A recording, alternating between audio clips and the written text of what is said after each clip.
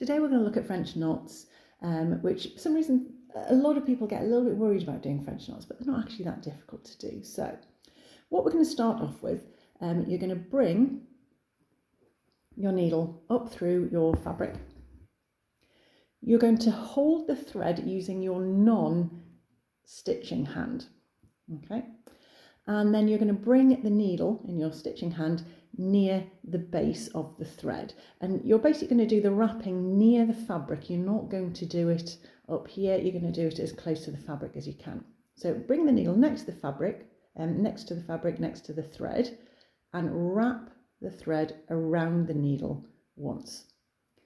Then place the tip of the needle very close to where you came up through the fabric. You don't want to necessarily take it back through the same hole, because particularly if you're doing a small French knot, you can sometimes pull the French knot through, back through the hole.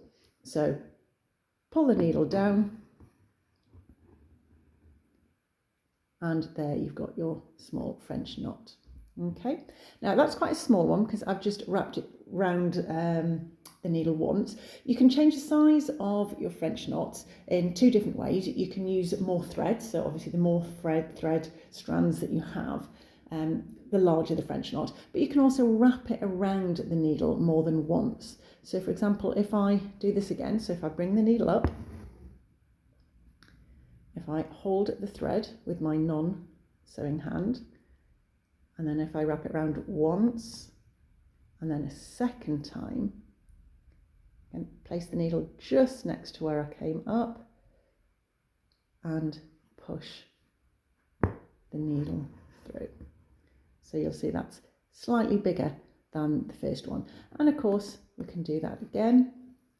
Bring the needle up, hold the thread with my non-sewing hand, wrap once, twice, 3 times, pop the needle in, and again, what you can do if you're finding your knot isn't going down to the base, you can pull on this a little bit to push that knot down and pull the needle through.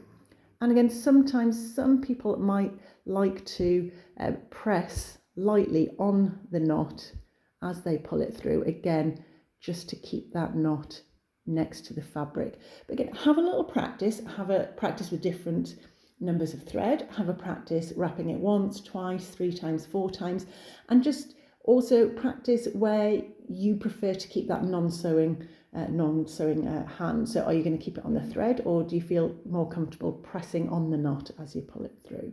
Okay, so I'll do it one more time.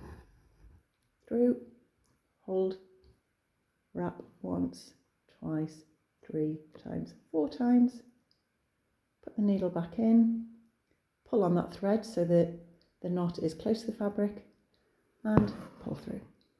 Okay, and you can do as many as you want. So this time we'll do 1, 2, 3, 4, 5,